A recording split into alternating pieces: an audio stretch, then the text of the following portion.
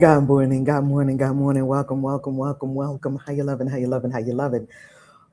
Whoever wrote the book of Exodus doesn't like animals. That's the conclusion that I've come to. We're reading the entire Bible, and right now I have a furry friend right next to me. Her name is Luna. She is the family cat. I'm visiting my family. If you are new here, we are reading the entire Bible, including the Apocrypha and parts of the Pseudepigrapha.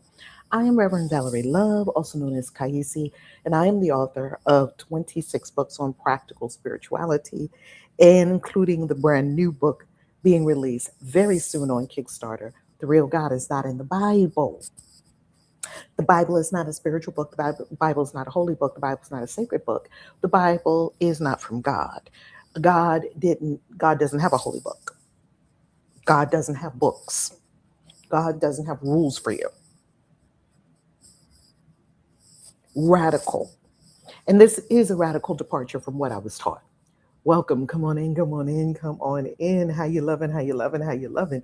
So we are today at Genesis. I just want to still be in Genesis. We are at Exodus 9 through 11.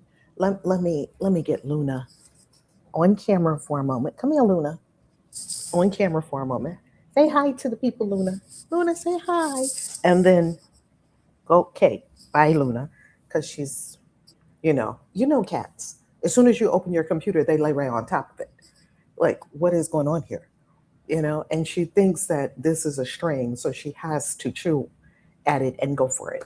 Okay, so there you have Luna, and Luna is the perfect intro to Exodus 9 through 11. I want you to pay attention specifically to how many plagues affect animals. Whoever wrote the book of Exodus, I'm convinced, and you cannot unconvince me, they don't like animals. How's our sound? Sound check. Sound check. Because we're going into Exodus 9 through 11. Sound check. How is the sound? And welcome. We're so glad you're here. Why are we reading the Bible? Not because we think the Bible came from God. We're reading the Bible because we want to determine for ourselves what the Bible is without outside intervention, with no outside pressures. We get to read the Bible and take it at face value as it is, as literature. How's my sound? Before we begin our reading for today. Come on in, come on in. It's so good to see you, as always, every morning. Sounds great. Excellent. Hey, Dia, how you loving? All right, let's begin.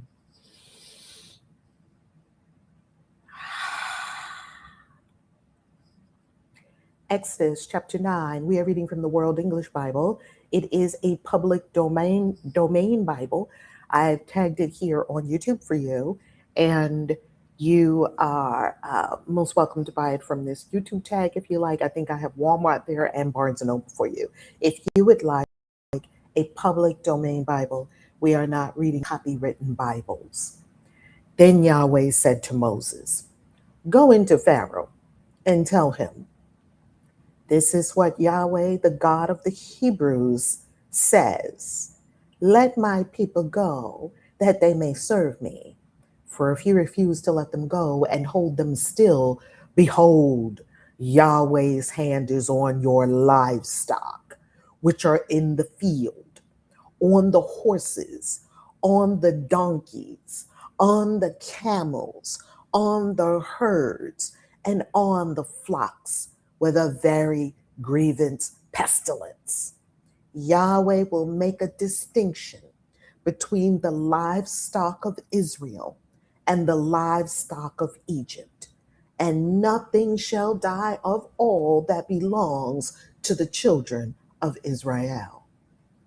Yahweh appointed a set time, saying, tomorrow Yahweh shall do this thing in the land. Yahweh did that thing on the next day, and all the livestock of Egypt died. But of the livestock of the children of Israel, not one died. Pharaoh sent, and behold, there was not so much as one of the livestock of the Israelites dead. But the heart of Pharaoh was stubborn, and he didn't let the people go.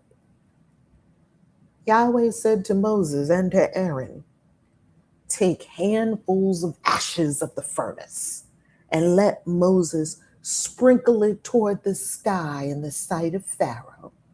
It shall become small dust over all the land of Egypt, and shall be boils and blisters breaking out on man and on animal throughout all the land of Egypt." They took ashes of the furnace and stood before Pharaoh, and Moses sprinkled it up toward the sky, and it became boils and blisters, breaking out on man and on animal. The magicians couldn't stand before Moses because of the boils, for the boils were on the magicians and on all the Egyptians. Yahweh hardened the heart of Pharaoh, and he didn't listen to them as Yahweh had spoken to Moses. Yahweh said to Moses, "Rise up early in the morning and stand before Pharaoh and tell him, 'This is what Yahweh, the God of the Hebrews, says. Let my people go, that they may serve me.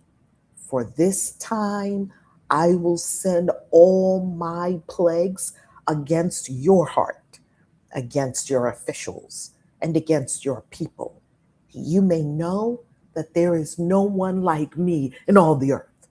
For now I would have stretched out my hand and struck you and your people with pestilence, and you would have been cut off from the earth. But indeed, for this cause I have made you stand, to show you my power, and that my name may be declared throughout all the earth. Because you still exalt yourself against my people, that you won't let them go. Behold, tomorrow, about this time, I will cause it to rain a grievous hail, such as has not been in Egypt since the day it was founded, even until now. Now, therefore, command that all of your livestock and all that you have in the field be brought into shelter. The hail will come down on every man and animal that is found in the field, and is it brought home, and they will die. Those who feared Yahweh's word among the servants of Pharaoh made their servants and their livestock flee into the houses. Whoever didn't respect Yahweh's word left his servants and his livestock in the field. Yahweh said to Moses, "Stretch out your hand toward the sky, that there may be hail in all the land of Egypt, on man and on animal, and on every herb of the field throughout the land of Egypt." Moses stretched out his rod toward the heavens, and Yahweh sent thunder and hail, and lightning flashed down to the earth. Yahweh rained hail on the land of Egypt. So there was very severe hail, and lightning mixed with the hail, such as had not been in all the land of Egypt since it became a nation. The hail struck throughout all the land of Egypt, all that was in the field, both man and animal. And the hail struck every herb of the field and broke every tree of the field. Only in the land of Goshen, where the children of Israel were, there was no hail. Pharaoh sent and called for Moses and Aaron and said to them, "I have sinned this time. Yahweh is righteous, and I and my people are wicked. Pray to Yahweh, for there has been enough of mighty thunderings and hail. I will let you go, and you shall stay no longer." Moses said to him, As soon as I have gone out of the city, I will spread out my hands to Yahweh.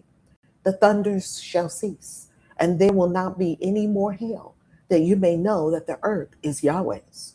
But as for you and your servants, I know that you don't yet fear Yahweh God. The flax and the barley were struck, for the barley had ripened, and the flax was mean. But the wheat and the spelt were not struck, for they had not grown up. Moses went out of the city from Pharaoh and spread out his hands to Yahweh, and the thunders and hail ceased, and the rain was not poured on the earth. When Pharaoh saw that the rain and the hail and the thunders had ceased, he sinned yet more and hardened his heart, he and his servants. The heart of Pharaoh was hardened, and he didn't let the children of Israel go, just as Yahweh had spoken through Moses. Exodus chapter 10. Yahweh said to Moses, Go into Pharaoh, for I have hardened his heart and the heart of his servant. May show these my signs among them, so that you may tell in the hearing of your son and of your son's sons, what things I have done to Egypt, and my signs which I have done among them, that you may know that I am Yahweh.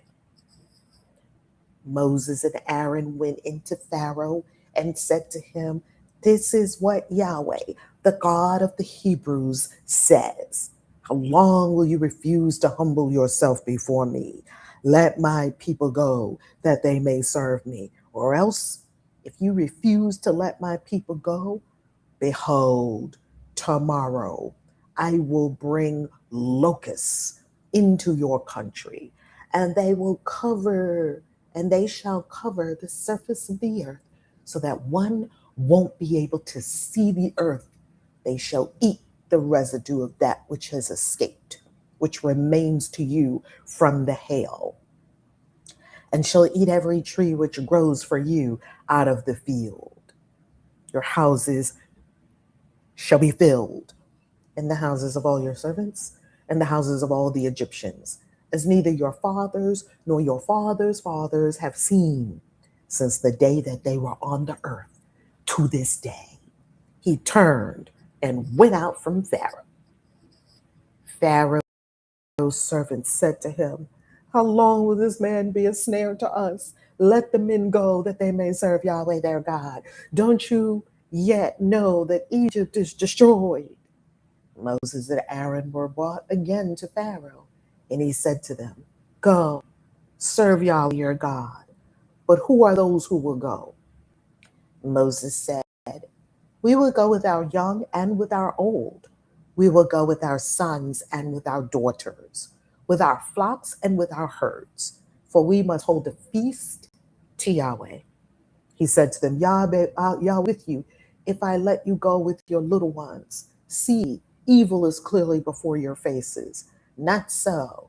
Go now, you who are men, and serve God and serve Yahweh, for that is what you desire. Then they were driven out from Pharaoh's presence.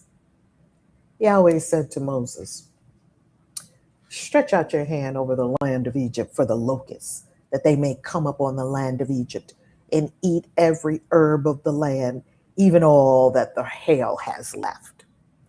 Moses stretched out his rod over the land of Egypt, and Yahweh brought an east wind on the land all that day and all night. And when it was morning, the east wind brought the locusts. The locusts went up over all the land of Egypt and rested in all the borders of Egypt. They were very grievous. Before them there were no such locusts as they, nor will there ever be again. For they covered the surface of the whole earth, so that the land was darkened, and they ate every herb of the land, and all the fruit of the trees which the hail had left.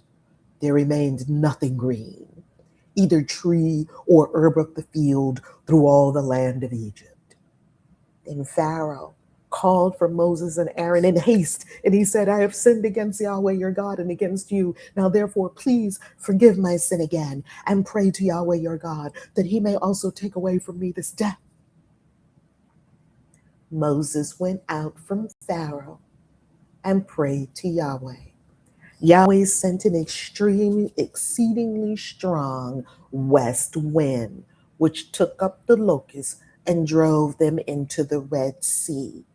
There remained not one locust in all the borders of Egypt. But Yahweh hardened Pharaoh's heart, and he didn't let the children of Israel go. Yahweh said to Moses, stretch out your hand toward the sky, that there may be darkness over the land of Egypt, even darkness which may be felt. Moses stretched out his hand toward the sky, and there was a thick darkness in all the land of Egypt for 3 days. They didn't see one another, and nobody rose up from the place for 3 days. But all the children of Israel had light in their dwellings. Pharaoh called to Moses and said, go, serve Yahweh. Only let your flocks and your herds stay behind. Let your little ones also go with you. Moses said, you must also give into our hand sacrifices and burnt offerings. May sacrifice to Yahweh our God. Our livestock also shall go with us.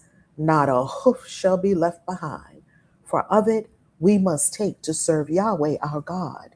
And we don't know with what we must serve Yahweh until we come there.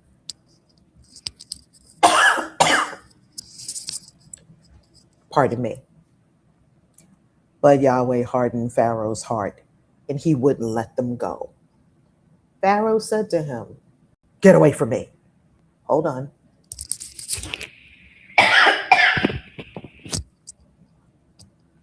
Be careful to see my face no more. For the day you see my face, you shall die. Moses said, you have spoken well. I will see your face again no more.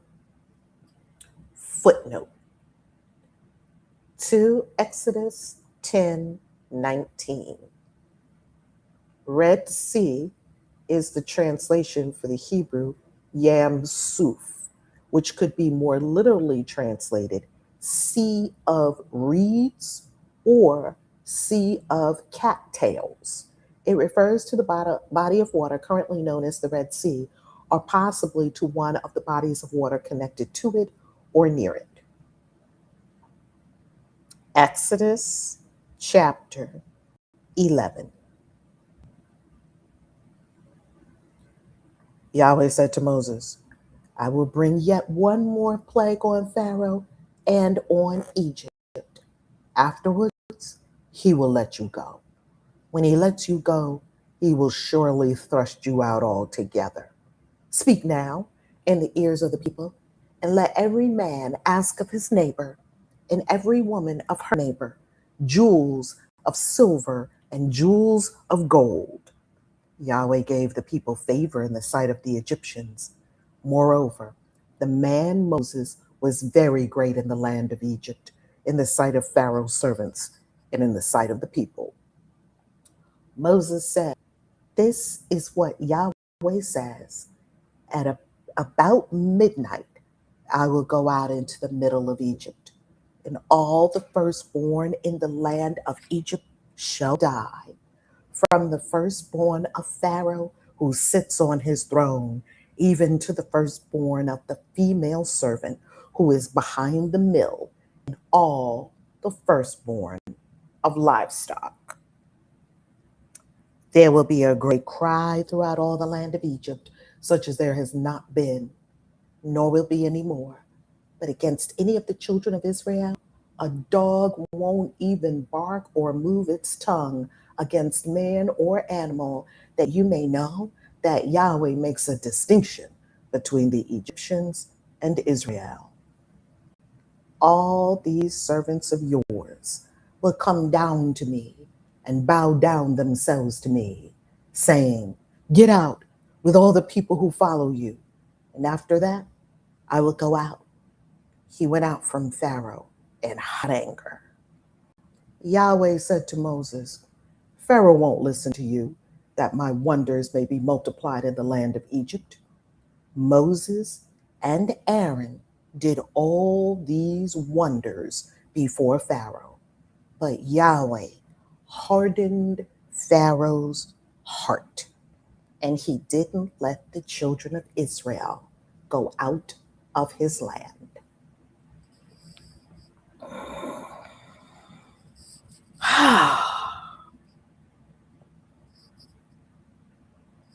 If you came here for the reading of the Bible, there you have it. If you came for the commentary, let's get into it. Whoever wrote the book of Exodus hates animals. They hate animals, and I don't like that. They piled up all the frogs and killed all the frogs. That wasn't nice. What did the frogs do? First, they summoned all the frogs. They created all these frogs. They brought all the frogs. Then they killed all the frogs. What was that about? That wasn't nice. We need frogs. That's probably why the flies came, because y'all killed the frogs. The frogs would have eaten the flies. Anyway, I digress. Next thing you know, let's dissect this, because the thing is absurd. Let's dissect this step by step, plague by plague, because I have been wanting to get to this part of the Bible for a long time, because I freaking love this part of the Bible for its phantasmagorical nature. It's phantasmagorical, and to this day, people still believe it, and they're actually in a war over these books. They're in a war over what we are reading right now. And future generations will look at it and say, those people believed the 10 plagues actually happened? Yes, because Passover will come soon around spring. We are approaching spring. We are approaching the spring equinox. For those who are nature lovers, earth lovers, those who honor the season cycles of the sun, the moon, the earth, all of the powerful forces that we are connected to. And we honor this on the spring equinox. We even have a ritual for it next Friday, 1 week, less than 1 week. Ooh, Friday on the spring equinox. Easter will be coming soon. And Passover. Passover is based on this. Passover is a whole experience globally that is based on what we are reading right now. Meditate on that. Don't think about it. Meditate on that. That is a very fascinating thought. Now let's go to the plagues. There's something I want to show you in here. And I had not seen this until the incredible Bible scholar Bart Ehrman pointed this out. And I thought, oh my goodness, this is insanity. Okay, so here we're up to plague number 5. And Yahweh's hand is on the livestock, on the horses, on the donkeys, killed all of the animals. That's what it says, right? And he did that thing, and all the livestock of Egypt died. They're gone. There are no animals at all. Horses. So where did they get the horse-drawn chariots from to chase the Israelites later on? Yahweh killed all the horses. Okay. He killed all the livestock. Okay. It says here he killed all the donkeys. He killed all the camels. Why is he going on a rampage killing all these animals? This is a horrible story. Do not read this story to your children. If there were any book in Barnes & Noble, in the public library, in school, that told you someone or something went around and deliberately slaughtered all the animals, would you put that material in front of your children? Hell to the nah. I'm telling you, do not let the Bible should be rated 18 and over.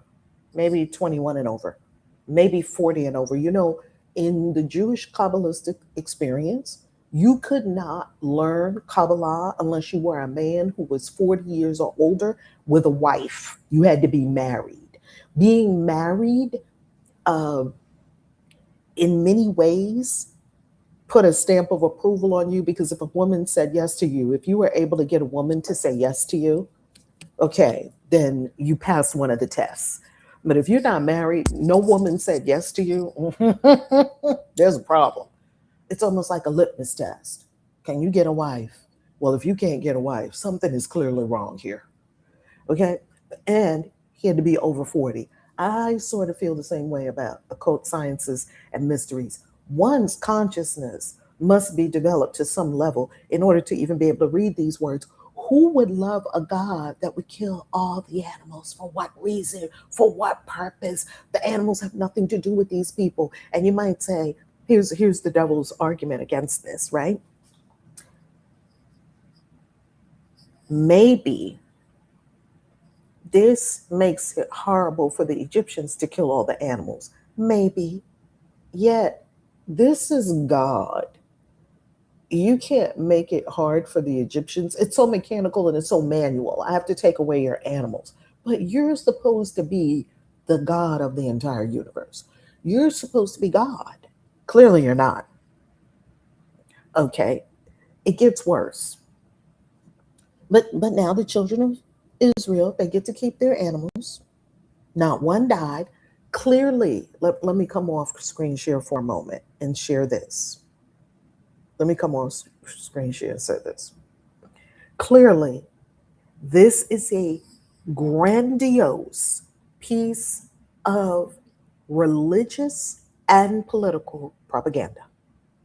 That's what we're reading. We are reading a grandiose piece of literature that is religious propaganda and political propaganda at the same time, because to many of these people, the religion and the politics are one and the same. That's the case for many around the world. The religion and the politics is one and the same. It's even the case with Tibet, because the Dalai Lama is the temporal and spiritual ruler of the Tibetan people. In many places, the spiritual ruler is also the temporal ruler. They were the form of wealth at that time. Absolutely, Dia. I think they spoke about taking out the animals because they were the form of wealth at that time. That is an excellent point. Absolutely. Absolutely. Now, Petra, this is an interesting point. Yahweh hardened Pharaoh's heart and keeps sending Moses back and forth, back and forth. But why? This is exactly my question.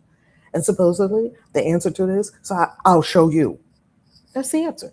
The answer is, I'll show you that I, the God of the Hebrews, it's all about me. I'll show you. I'll show you. He said that's what it's about. All this death and destruction and carnage, particularly of animals, is all about, I'll show you. Now, let me ask you a question. Let's go back. We're in political and religious propaganda. Let's go back and let's continue the story so that we can look at the specifics of the story. We're picking this story apart. Okay, now, the next thing you know, how is it that boils break out on man and on the animal when there's no more animals? We just read, you unalived all the animals. We just read that. You unalived all the animals except the Israelites' animals. You named them, all the livestock. And besides the livestock, the livestock is like the sheep, the goats, things like that. Livestock, bulls, all of that. Cows, which is sacred to Hathor, to the goddess in Egypt. Then you killed all the horses. Then you killed all the donkeys. Then you killed all the camels. Then you killed all the herds and you killed all the flocks. Okay, livestock, let me back up. Livestock, because I did just go to the rodeo, so I ought to know what livestock is, right? Livestock is like the bulls and the cows and all of that. Now, the flocks and the herds, I believe the flocks would refer to the sheep and the herds would refer to the goats. But we can look it up and find out. Either way, it's a total wipeout of all the four-legged friends. And now you're telling me we're going to put on boils, and the boils are going to break out on man and animal. What animals? Dogs and cats. What's left? You just told us you unalived all of them. Okay, okay, there's more. Next, we go down here, and there's going to be hail. And bring the hail inside because bring the hail inside. Bring the livestock inside into shelter because if it's not brought inside, it's going to die. But wait a minute. Wait a minute. The livestock are supposed to be gone. Okay, this is the livestock of the Israelites. Okay? Bring your, because big hail is coming. So I'm assuming because Yahweh said to Moses, rise up and say to Pharaoh, let my people go. But indeed, because and behold, tomorrow, this time, I'm going to bring hail. All of your livestock and all that you have in the field be brought into shelter. The hail will come down on every man and animal that is found in the field and isn't brought home, and they will die.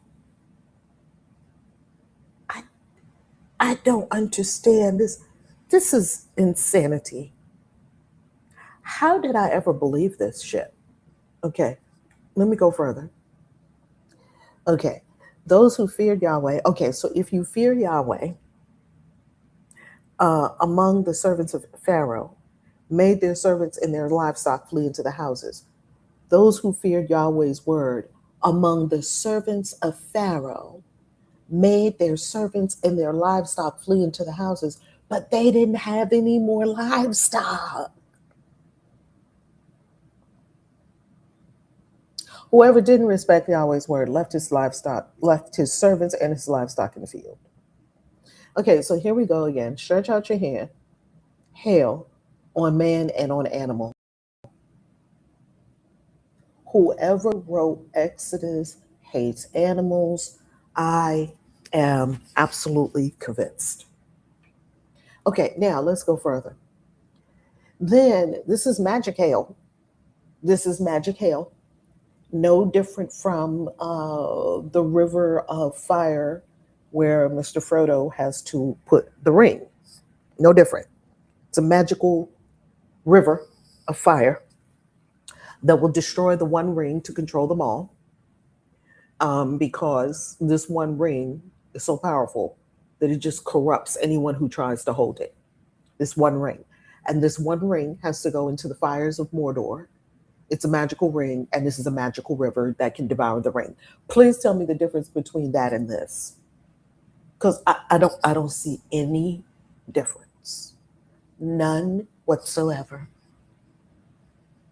Magical hail that falls in one place but not in the other place, even though you don't have to be magical for hail to fall on one side of the street, not on the other, because we've seen that before. So I think they're taking natural phenomenon, things that they've seen, and they're making it into a plague. It's good grist for the mill to say the hail, this is magical hail. The hail knows where to go because Yahweh told the hail, only go here, but don't go here. Okay, now, here's my next question. There's more, there's more, there's more. There's more, unfortunately. There's more. Okay, we keep going. And besides the fact that they're going back and forth, back and forth, back and forth, that part is so obvious. And hardens his heart, and then he softens, and then he hardens, and then he softens, and he back and forth. This would be the most horrible pharaoh ever in existence if this pharaoh did exist. He never existed. There is zero record of this anywhere in Egyptian history. Zero. And that's simply not, pardon me, an omission because it was an embarrassing thing to the Hebrews. That's there is no archaeological evidence of it either, hard evidence. There's no hard evidence of any of this. Not just that the Egyptians didn't write it down because this would have been very embarrassing for them. So, of course, we have the argument of embarrassment, which says that if I put something embarrassing in this is one of the criteria that critical scholarship uses, the embarrassment argument. That if I write something that's embarrassing to me, we might be able to think that it's more true because it's embarrassing to you to write that down.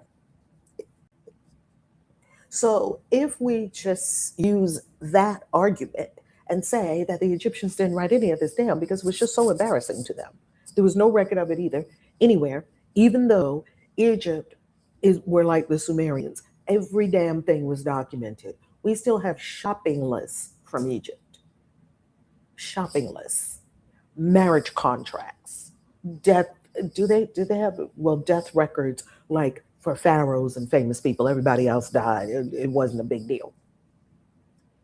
We have the minute nature of what would be recorded with regard to the Egyptians. They recorded every damn thing.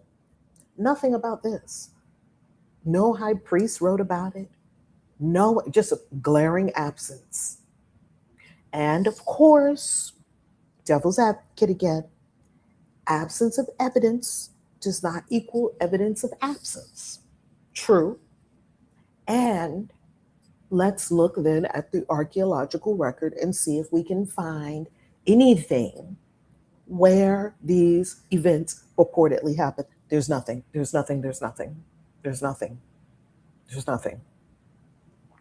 This entire story is fabricated. The entire thing. From Moses, not a real person. Most historians agree. Even Dr. Joel Baden, who is a Jewish man himself, who is professor of Hebrew Bible at Yale Divinity School, said this exactly. These are his exact words. The Bible wasn't written for us. That's one. Two, no one who was writing a Bible knew that they were writing a Bible. They were writing literature. Three, nothing in the Bible about Moses is historically accurate. Is historically accurate, remotely plausible or true. He said it's not even remotely plausible that there was such a person as Moses, and this is a Jewish man. Moses never existed. Dear. I feel like Dia is my co-host. I feel like it kept turning out to be an illusion, and that is why Pharaoh kept hardening his heart. He was pissed off that he fell for the magic trick, so he that could be it. It could be. He always acted like a movie director. He keeps telling Moses, "Go do this in front of Pharaoh," but I'm going to harden his heart so he won't listen to you. Wait, you're telling me to go do this thing, and you're telling me in advance it's not going to work. What are you just pimping me? You're telling me in advance, go do this thing, but it's not going to work because I'm going to make sure that he doesn't like you and he doesn't do anything you say, but tell him anyway. Wait, you're setting me up. Wait a minute. You gave me the magic tools. You're setting me up for a fail. You were setting me up to take a big L. Why? Because you want to look great? Let's continue. But wait, there's more. There's more. There's more. Okay, so here we are. The hail. Okay. Now, after the hail, this is very fascinating. Here comes, the hail killed, all the trees and the plants and everything, and killed everything again. Okay, now the locusts come and they eat everything that the hail didn't get. Okay, okay. Now we're up to the children of Israel asking their neighbors for gold and silver. This is very fascinating to me. Where is this part? I think this part is it here. Yahweh's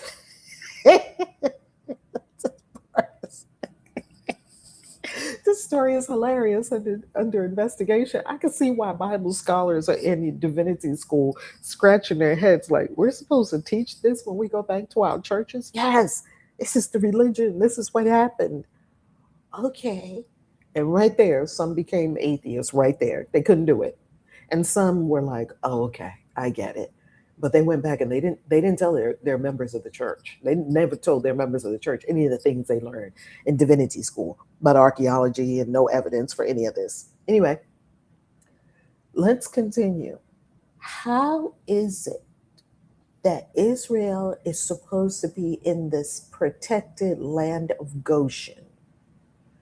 Only your only neighbors would be other Israelites, according to the story. How is it that you are now turning to your neighbor? You're a slave, and you were a slave, and then you got taken over to the land of Goshen. How is it that you're asking the Egyptians for gold and silver because Yahweh gave the people favor in the sight of the Egyptians? And the Egyptians are still your neighbors. How can the Egyptians be your neighbors if you're not near the Egyptians? Maybe they came back from the land of Goshen and came in to get the jewels and the gold. Why do you need silver and gold? You have Yahweh. Yahweh is going to give you everything. Why do you need silver and gold?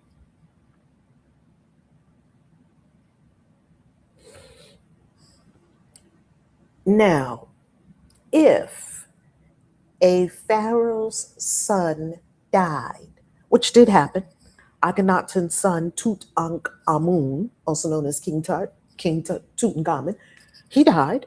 The boy king, his grave is his well, it's not a grave.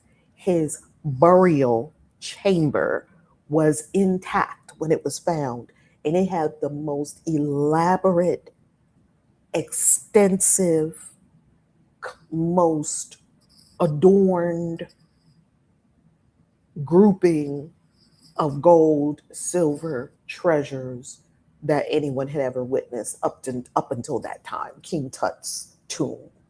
Absolutely magnificent. So here's what's going to happen. Um, the firstborn are going to die. However, the firstborn of livestock, we're back to the livestock again. We're back to the livestock again. They don't have any livestock. How is it that now Yahweh is going to kill the firstborn of the livestock? Okay, here's the deal. We're about to get into some other territory. Seminary will do it, won't it? Seminary will do it. When you find out truth, truth will dawn in your mind and blast away the beliefs that we had held to. Truth, the burning, searing light of truth. Okay, here's one other thing. Remember yesterday, and let me give credit to the scholar who taught me that there were three plagues that kill the animals. Like they just keep killing the animals over and over and over again. Three plagues. And I never knew that. I read these plagues before. They told me, read your Bible, but I never read that before. And I said, wait a minute. Bart Ehrman was the professor, he's an incredible scholar. Bart Ehrman, he's a scholar of the New Testament, and he knows, of course, the Old Testament extremely well. Bart Ehrman brought it up, and I went back and I read it now without the blinders on. When they talk about scales falling from your eyes and now you can see, that's exactly what we're talking about.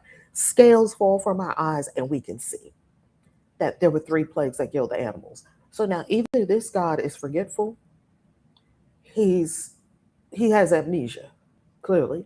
He bumped his head. Maybe Yahweh bumped his head wherever he is out in the wilderness, and he forgot that he already unalived the animals twice, and he's saying it again. And Moses is just in fear. He doesn't want to remind him. If there was a comedy spoof of this, I would love to see it. I might ask the AI to make a comedy spoof of this. Moses reminding Yahweh, you already killed it. There's no livestock for the first. I'm going to bring the death of the lives, the firstborn of everything, firstborn of Pharaoh, firstborn of the Egyptians, firstborn of the livestock. Excuse me. I just want to say something about this plan. You already killed the livestock.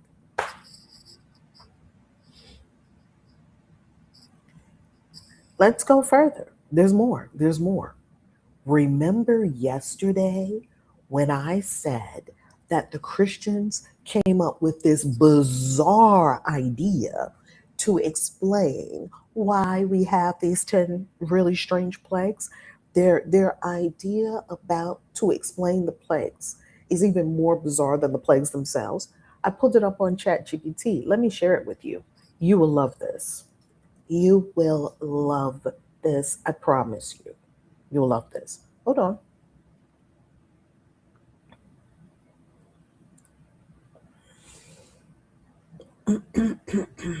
I'm going to show you exactly what. Okay, here we go. I found the page. Let's go on screen share. You will love this. And remember, this is what people are fighting over right now. What you are reading right now. This is what people are fighting over. Just understand. Here is my. Okay.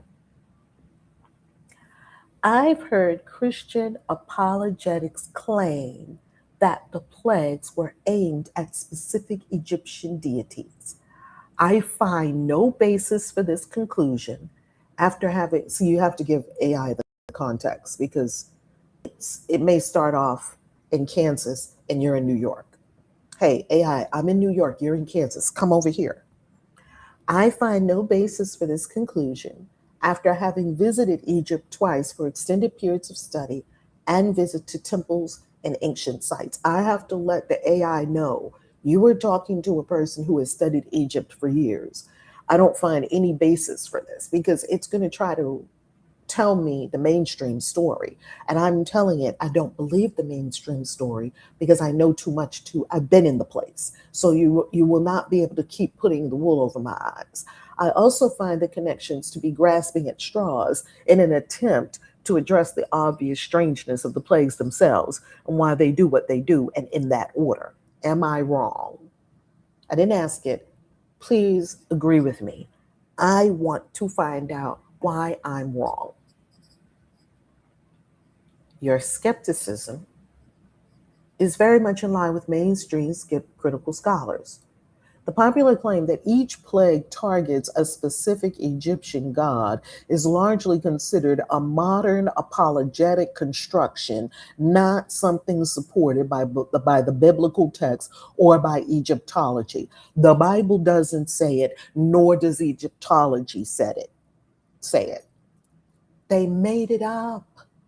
Most academic biblical scholars and Egyptologists say there is little to no textual or historical evidence that the plagues were designed as a one-to-one polemic against particular Egyptian deities. And I promise you, if the Bible scribes had that weapon in their arsenal, they would have used it because these people were bent on writing religious and political propaganda. This entire piece is a my God is better than yours. Look how he's going to make we're going to make you the villain, Egypt. And we, the ones who are loved of Yahweh, you will suffer because of us. We will be distinct. We will be taken care of. Our livestock will be taken care of. You will do what God said. And first, Yahweh, the Yahweh of the Hebrews. It keeps saying God of the Hebrews, not the God of anyone else. And Pharaoh, you will know, and all the Egyptians will know that I'm the big daddy and you're not. And then we're going to walk out here with your gold and silver and leave you with nothing, leave you with no animals, no livestock, no gold and no silver. And each time we bring a plague, this plague is on the goddess Nut. This plague is on the goddess Geb.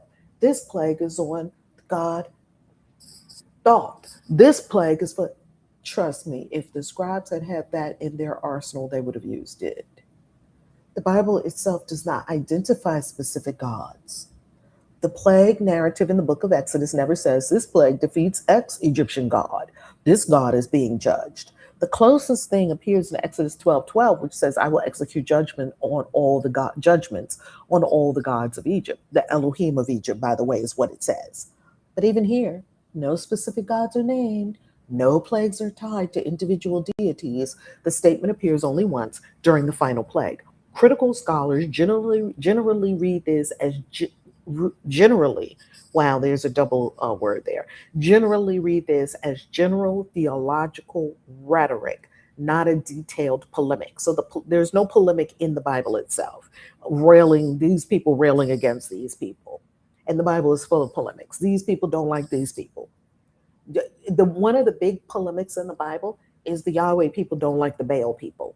We'll get into that later. It's Yahweh, Yahweh, Yahweh, not Baal. And Baal and Yahweh are always fighting. Whereas we have some evidence that Yahweh may have been a Baal, because Baal is a title, it's not a name. There's Baal this and Baal that and Baal that. Baal is a title like Lord. So Lord Johnson and Lord, Robertson and Lord and Baal is the same. Baal is not the name of a god. It's a title. No specific gods are named. No place. Okay, we already did that. So the Bible is full of polemics. So trust me, no one who's writing the Bible, if they had an axe to grind, they would not give up that juicy, delicious opportunity to hurl a polemic in there. They had an opportunity to hurl in 10 polemics to really drive their point home. If that were the case, if that is what the scribes had in their minds, they would have used it. Clearly, they did not have that in their minds. Clearly, that is not what the Bible writers are saying. Clearly, this is a modern invention. The each plague attacks the God idea is modern. The detailed chart often seen in sermons or apologetics, such as, they have charts of it. The Christians made up charts, totally made it up. They made up charts. Nile to blood, that's the god Happy. Frogs, that's the goddess Heket.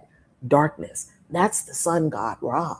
Livestock disease, that's Hathor, because the cow is not ancient. The detailed chart, this is not ancient. Scholars traced most of these pairings to 19th to 20th century Christian writers, especially popular apologetic literature. The connections are arbitrary. Many gods had multiple domains, like they don't even fit. Some pairings are anachronistic. In other words, the timing is off. Happy was the Nile god, but the Nile turning red does not resemble a mythological defeat of Happy. Heket, the frog goddess, was associated with fertility and birth, not frogs overrunning the land. Ra, whoever made this up, is not well studied in Egyptology. Ra and darkness, and knows that the Christians will not be either, and knows that the Christians will not go and study anything that they're not told to go and study, except for the free Christians like us, or people who are deconstructing and now understand what's going on, or have deconstructed, or view these things differently than how we did when we were under the hypnotic spell of religion. Ra and darkness is a loose symbolic association, but Egyptian mythology already contained solar eclipses and nightly solar journeys. So in other words, the matches often feel forced. Of course they're forced because they're totally made up. Egyptologists rarely support the theory. The theory is not supported by Egyptologists, okay? Many Egyptologists say the plague god matching reflects a misunderstanding of Egyptian religion. That's precisely what I thought too. Christians who do not understand Egyptian religion and who want to just look how great God is. He's one-to-one taking out the Egyptian gods. That's ridiculous. Egyptian gods had overlapping domains. Egyptian gods could represent cosmic principles, not just natural phenomena. Very true. It goes beyond natural phenomena. We're usually not and Egyptian gods were not usually defeated by disasters Just because the Nile River flooded didn't mean that the Nile god Happy was defeated because the Nile River flooded. Ancient Egyptian texts describing disasters do not portray them as victories over gods. What scholars actually think the plagues are doing. Here's what critical scholarship tends to see the plagues as one of these three things. You tell me what you think of each of these three. Let's look at what each of these three are and what critical scholars say about the plagues. A Yahweh versus Pharaoh narrative. That's what I said. It's political and religious propaganda. This conflict is primarily between Yahweh and a pharaoh. Why would you're God of the entire universe? You got pharaohs and kings all over this whole place. Why are you so dead set against this one man? Knock him out, like you did all the other people that you've been unaliving all along. You're never concerned to make someone know I'm this. You would just knock them off. You just knocked off tons of people in the flood. Knocked off tons of people in the flood. Supposedly, you knocked off tons of people in Sodom and Gomorrah already. Supposedly, you knocked off Lot's wife just because she turned around and looked back. Salt. You already knocked off tons of people. So why would it be strange? I don't like this Pharaoh. Knock him off. It's weird. Pharaoh himself was viewed as divine in Egyptian ideology. So the plagues undermine his authority. The story repeatedly says, so that you may know that I am Yahweh. This is directed at Pharaoh, not Egyptian gods. His beef is with Pharaoh in this story, which shows you that this is a very human story written by humans, because the humans in this story have beef with other humans, and they want to say that God is the author of confusion, when we all know that's not the case.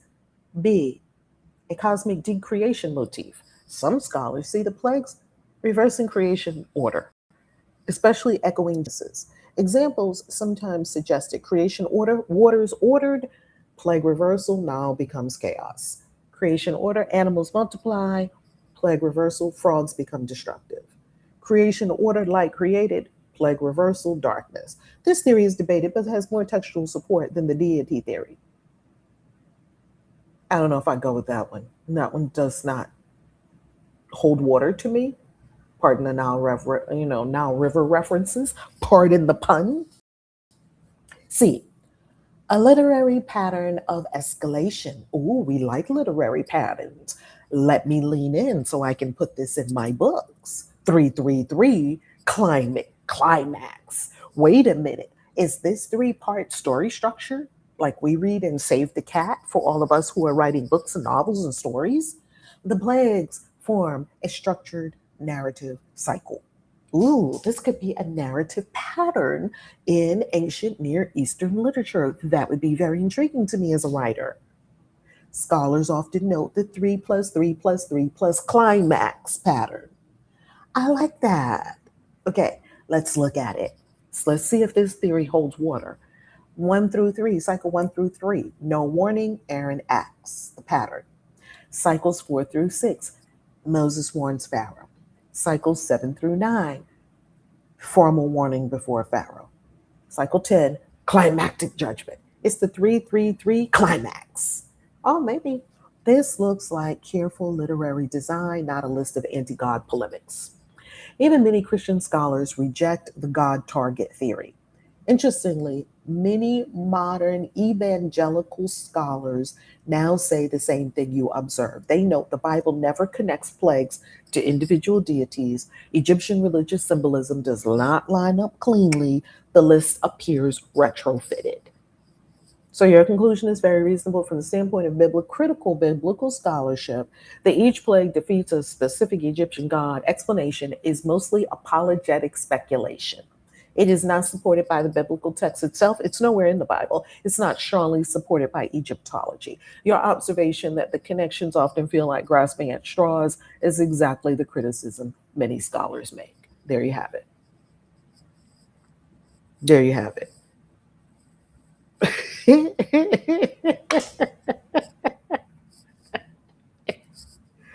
Why are we so adamant about having to make The Bible come from God, having to make the Bible right. As Dr. Joel Baden says, because we think the Bible is a sacred book, there's a knee-jerk reaction to absolve it of all its errors and sins. This thing is just full of a bunch of errors. That's okay. Hey, we didn't have editors. I can forgive that. What I don't, what I'm not for, is us still unaliving people on these stories. I'm not for that. I'm not for that. I'm also not against it, because being against it would be pushing my energy toward against something, which would only strengthen it. I simply withdraw my energy from that. You haven't heard me talk in excess about any of the things that they're doing, because I dare not give my energy to it. I withdraw all energy from everything and anything that is not love, and I only forward love on this planet. I only forward a vibration of peace on this planet, and I give my energy to nothing else. No, I'm not going to no anti-war thing. I'm not doing an anti-war, because what you fight, what you resist persists. You're pouring energy to it because you're resisting it. You're saying no to it.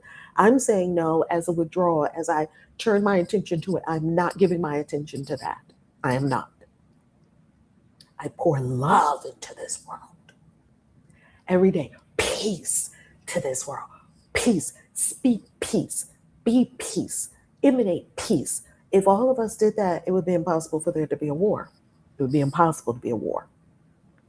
Reverend Evelyn, it's almost embarrassing the things I blindly believed when I was under the Christian belief. Deconstructing my faith has opened my eyes to so many other falsities. And you know what's really interesting, Reverend Evelyn? It's so true. It was like, how did I ever believe this? Yet when I was in it, it seemed like the thing to do.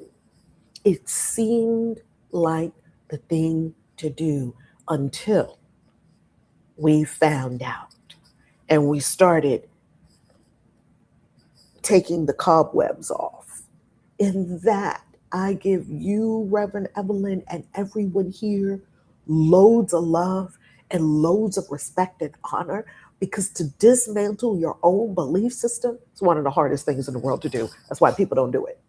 When their mind is is confronted, or when there's something that presents itself to us, our human instinct, because humans, we don't like change.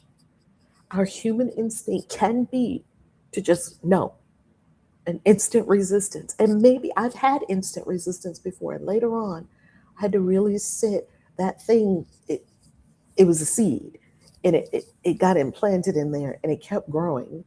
And I started asking more and more questions. Well, I was asking questions ever since I was a little girl.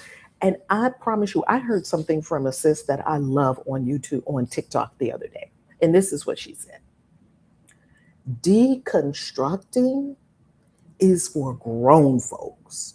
Deconstructing is for people who take themselves on at a very high level. Deconstructing is not for wimps. Deconstructing is for people who have always had a straight back and who have always questioned things. Deconstructing is not for everybody. This shit is hard. And if we don't think this is hard, and I don't ever really like to use the word hard, I'll use it for this. Like unpacking all this in your own consciousness, and then facing family members, church members, all the people in our lives, because we had built a whole life around this thing, all the people in our lives that were still in it, all my Jehovah's Witness family, including my beloved mother, who's now in the realm of ancestors and has a different perspective. All these things that we are doing, that's why when you deconstruct, I salute you. I honor you. I respect you, because you are doing something that challenges the very foundations of your very beingness. We built our lives on these things. I had a whole Jehovah's Witness life. And one day I looked up and said, who the fuck's life is this? I don't want this life. I had a whole JW life. Regular pioneer, knocking on doors with my baby in tow, serving Jehovah who is this same Yahweh that can't even remember that he killed the animals 3 times. Can't even remember. So I feel you, Reverend Evelyn. I said all that to say I feel you. I feel you. And this is why I am committed to tools, resources, rituals, teaching, sharing what I've learned for anyone on the deconstruction journey, because I didn't have very many people in my, actually, there was no one when I was deconstructing. When I left Jehovah's Witnesses, I was biting my nails because there was no one. I felt like I was being cast out into a void, floating in space. Had no other friends than the JW people. Let me end with a story. This story is profound. Here was one of the big cracks in the armor that the Jehovah's Witnesses had put around me. Big crack in the armor. Her name is Kitty. And to this day, I thank Kitty and I think about Kitty. Kitty was a person who was in a business with me. Now, they would let you do business things with certain people if you had to, certain people at the job, but you certainly couldn't go hang out with them socially because bad association supposed will have. It's 1 Corinthians 15:33. The Jehovah's Witnesses spout that all the time because we're supposed to be so clean and pure and we can't be degraded by anybody in the world. That's how they keep you in a cult situation, even though you're walking around among people all day. They still put an invisible barrier. They will still install an invisible barrier between you and anyone else. And you literally will act like those people are lepers and have the plague because they're going to be destroyed at Armageddon. It's so bizarre. It is the most insane thing. Anyway, Kitty was working with me in a business. I had a business, and my brother-in-law, who was also a Jehovah's Witness, everybody in my world was a Jehovah's Witness. This was my husband's brother at the time. My husband that I am currently divorced from, have been divorced from for many years. We've been divorced. Oh my goodness, probably coming up, probably 30 years we've been divorced. My husband that I was married to is now a circuit overseer. That's his jam, not mine. His brother, who is also now in the realm of the ancestors, he passed on at a very young age. He was only like in his 40s. He had a heart attack and he passed on. It was very tragic. It was very tragic. He had 3 small children. It was so tragic. From my sister-in-law, from my nieces, my 2 nieces and my nephew. It was very tragic. Anyway, my brother-in-law, before he had passed away, he had introduced me to network marketing. And because it came from my brother-in-law, I could do it because he was a witness and I was a witness. If someone who was not a witness had introduced it to me, probably where I was in my consciousness, then I probably would not have accepted it. Because it came from my brother-in-law, it came from a trusted source. He was a ministerial servant, or maybe by that time he might have been an elder when he told me about it. And so he and I were working together. He taught me all about business and things like that. We were always entrepreneurial minded, me and my husband, which was his brother. So my brother-in-law and I were working this business. And it was like, wow, my brother-in-law and I, we always had a good relationship ever since I was like 16, 17. I actually used to have long conversations with my brother-in-law, who was going to be my brother-in-law, because I knew them for like 7 years before we got married, because, we all grew up Jehovah's Witnesses, and all these different congregations all around. They were on the east side and we were on the west side in Manhattan, Harlem, USA. They went to Lexington Congregation. Lexington Congregation is on Lexington Avenue on the east side in Harlem. And we went to Manhattanville Congregation, and Manhattanville was on the west side on Broadway and 151st Street. I still remember all the spots.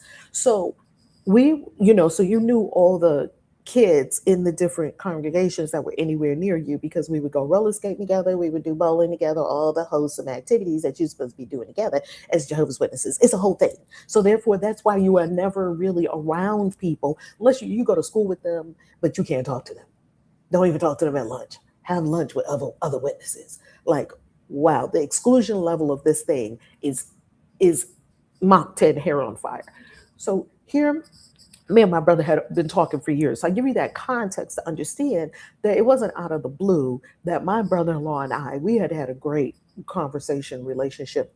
And I actually miss Tony quite a bit. And knowing that he's in the realm of the ancestors is just beautiful. And even though his passing was That was a hard one. It was very difficult. It was because it was so sudden. It was like Tony was out of here like that. And we couldn't believe it. Like, Tony's gone. Like, one day he was walking around, the next day he was out of here. And when he passed, this was a thought I had. He did what he came to do. And I was still a witness, or it's kind of still in the witness world when he passed. It, or it's kind of understanding the witness world. I might have started my, you know, exit. Anyway, Tony told me about network marketing, and I got into this network marketing company, and it was for health. It was called Rexall Showcase International, RSI. I still remember my first network marketing company in my late 20s. And we were, going around helping people lose weight. We had this product. It was like fiber, and it would lower your cholesterol. Because I've been in health and wellness, passionate about that for 30 something years, right? So that's why the Wellness Club works so well for me. If you want to know more about the Wellness Club, it's at ValerieLove.com. Right on the first page. Roll down, you'll see the info for the Wellness Club, because I see it in the comments. People ask me for the Wellness Club info. So here I was in this business, and we were helping people lose weight, and we were helping people, lower their blood cholesterol, because it was this insoluble fiber. And I learned all about gut health and this and that and other, and the good bacteria and all that. And I was loving it. I was loving it, like I was eating this stuff up. And so there were people that we were talking to who were worldly. We couldn't keep it just Jehovah's Witnesses, right? Like, no, you can't join because you're not a Jehovah's Witness. We couldn't do that. They did allow you, if you had a business and this was your livelihood, of course, you could talk to people like in the neighborhood and things like that. Well, a person joined my business. She enrolled with me. She became, I recruited her. Her name was Kitty. Kitty was worldly, according to Jehovah's Witnesses. Kitty's life was so beautiful and blessed. Kitty was she was outstanding. She was this wonderful person. And I'm like, look how deep in the brainwashing I was. How can you be such a wonderful person and you're worldly? Well, because we were taught they're all wicked. All the people that are not Jehovah's Witnesses are wicked, and they're going to die at Armageddon. So don't be with them, otherwise they're going to bring you down too. How could I was intrigued by her? I was intrigued. How could you be living such a good life? Because in the witness world, you cannot imagine the brainwashing that they teach you, that you cannot have a good life outside of Jehovah's Witnesses. You'll just be trash or probably being on drugs somewhere in the gutter. They don't say that because somebody's going to come in the comments and say, oh, Jehovah's Witnesses don't say that. They don't say that specifically, that if you leave Jehovah's Witnesses, you're going to have a horrible life. They do something even worse. They unconsciously implant it. They don't say it, because if they said it, you would reject it, because you would think that's ridiculous. They do something even worse. They unconsciously, they implant it in your subconscious mind. That's what they do. They're continually working on your subconscious mind in all these places where you go, these religions and these spheres where you go. That's why you better be very careful. You better be very careful. And I'm looking at Kitty. So one day I went to Kitty's house because Kitty was having some kind of business thing. It wasn't social by any means. Kitty was having this business thing, and I needed to go over there and talk to her people. Was like, some people from her workplace. She had this great job. She was getting paid all this money. She lived in a beautiful apartment. You open the door to her apartment, it was like, what? Now, I always kept a beautiful apartment in New York City because that's kind of the kind of person that I am. I'm deep into, home decor and all that. So everywhere I am, my kids and everyone who knows me knows Valerie is going to have this put together. Plus, I'm a Libra, so you know how Libras are. We got to have our art and our beauty and our soft cushions, and we got to have our luxuries. That's just what we do. Continuing. So Kitty had this beautiful place, and I'm looking around like, whoa. Kitty had a husband, a wonderful relationship. Kitty had her life together. Kitty was killing it in the game. And I had never had that close of a relationship with a person that was not one of Jehovah's Witnesses, and their life was all the way together. Now we had family. Of course, we had family and we would go to see the family, but we had blinders on because the family, they're not witnesses, so we can be with them a little bit, but not a lot. Go to the little once a year family reunion, but don't be careful. And while you're there, try to get all of them to be Jehovah's Witnesses. So we weren't around people to the extent that you would like be hanging out in their houses, that you would know about their relationships. We weren't in deep relationships with people that were worldly because we were in deep relationships with everybody that was in the cult. That's what a cult does. The same thing that an abusive mate does. They separate you, divide and conquer. Kitty, she was an affront to everything they were teaching in Jehovah's Witnesses. She was an affront. I was trying to square it, and I couldn't square it. I couldn't square that someone would have such a great life and they're not a witness. And they don't think about the paradise, and they don't know anything about Psalm and all these scriptures that you keep telling people they're going to live forever in Revelation 21, 3 and 4. And they don't know anything about all of that. And they're living a wonderful life. Is that possible? You see, spirit was breaking up the structures that were in my mind, yet the structures cannot be broken up like that. That's a tower experience in the tarot. When you get a lightning bolt from heaven and it destroys your whole jam all at once, very painful. And usually, unless you really need that, that will not be the first route spirit takes. Spirit, your higher self, universe, consciousness, whatever you desire to call it, yes, whatever it is that is leading you somewhere higher, the inspiration. Because I talk to atheists too, and I love atheists. It doesn't even have to be a person or a personage or a spirit or any of that. It can be consciousness.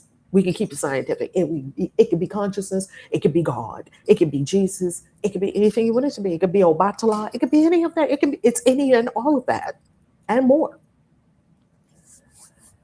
It will not, whatever that is, or we could call it life, capital L, that's teaching us lessons, that's bringing karma. Something's doing something. So however you relate to it and whatever you call it is up to you. That is what I'm talking about. I call it source, consciousness, infinite consciousness. This thing is helping us get somewhere. It's like your intuition is telling you the truth at all times. There's something in you, around you, for you, that's helping you. It's lifting you. It's teaching you. It's showing you truth. It's guiding you. It's showing you the best way to go. Now, most of us, we're in our head most of the time, so we're not listening to that thing. So I have to really tune in to this inner guidance. What is this thing telling me? And it was telling me, get the hell out of Dodge. Get out of here. No, my family's here. Yep. Get out. But my husband's here. Yep. But what about the kids? Get out. Oh my God. What about my mom and my dad? Get out of Dodge. And it never changed his mind. It was just like a no. Like, this is not for you. Move along. So it was just, and it was just continual. Like, no, this is not for you. And usually, this thing that helps us doesn't go for the jugular right away. It'll wean us, it'll draw us, it'll speak in whispers first, and then it's going to turn up the volume. You're not listening? Okay, we need to turn up the volume. Like Oprah said, first it's a whisper, then it's a feather on your shoulder, then it's a slap, then it's a brick on your head. And it escalates if you're not paying attention. So it doesn't usually come first with the tower experience where it just smashes your whole life apart. Getting your whole life smashed apart is not necessary. This is coming from a person who's had that many times. My whole shit just smashed to smithereens. That's not necessary.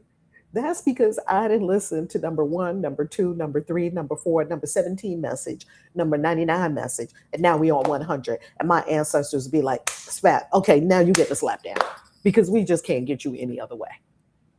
And you're about to hurt yourself and do something really crazy. Smack down. And what does a smackdown look like? A divorce, financial ruin, in the hospital, an accident, relationship breakup, divorce. Oh, just, it can look like any number of things.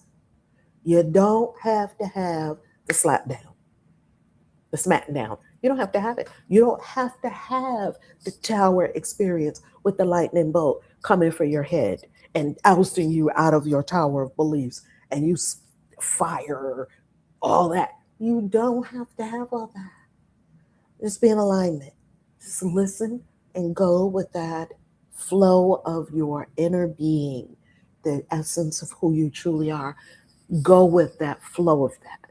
And how can you go with it? It's because what you love. It's because it's what is joyful. It's lighthearted. It's enchanting. It's fulfilling. It's uplifting. Just follow that in everything. That's all I follow.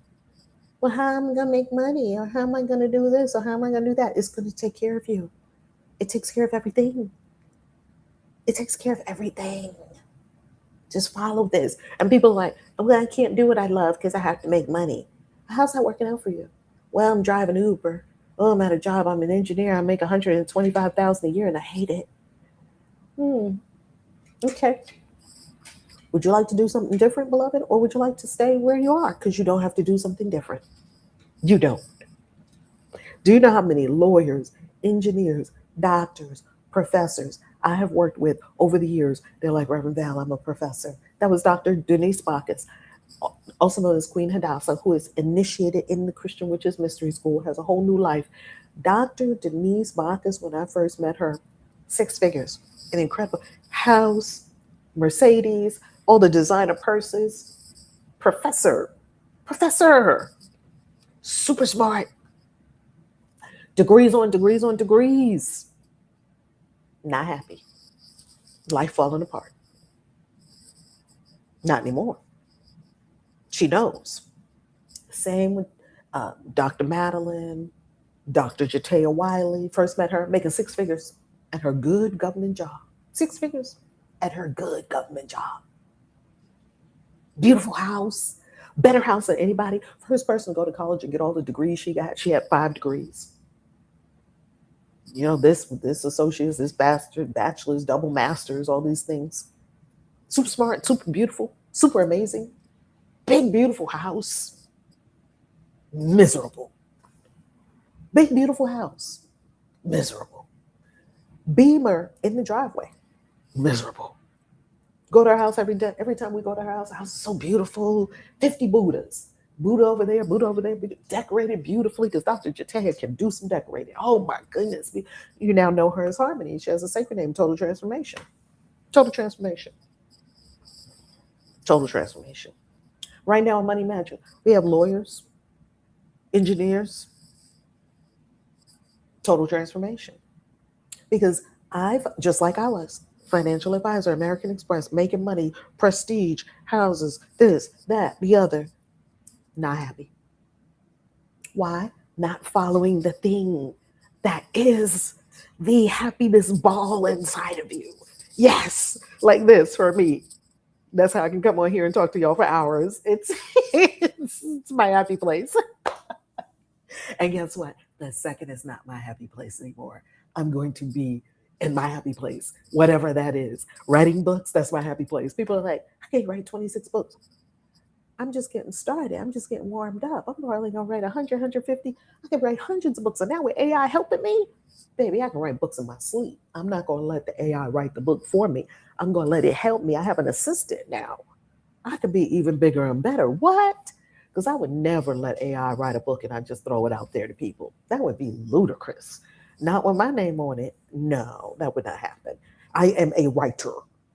So I just got to tell you, this has been quite a wild ride. And what lifts me, what serves me, what helps me, what empowers me, What wakes me up in the morning is the purpose that is my happy place within me, writing the next book, teaching the next thing on YouTube, sharing with people, learning, growing, inspiring, and sharing. It's my happy place. It's what I love. And I have found in this life, do what you love. Because if you're miserable, for what? For what? For what? What is it getting you? Mm-mm, mm-mm. Follow your joy. Follow, you know, when they say follow your bliss, it's a simple 3 word sentence. Follow your bliss. That is it right there. Follow your bliss. I love you. I'll see you tomorrow. Mwah. Peace.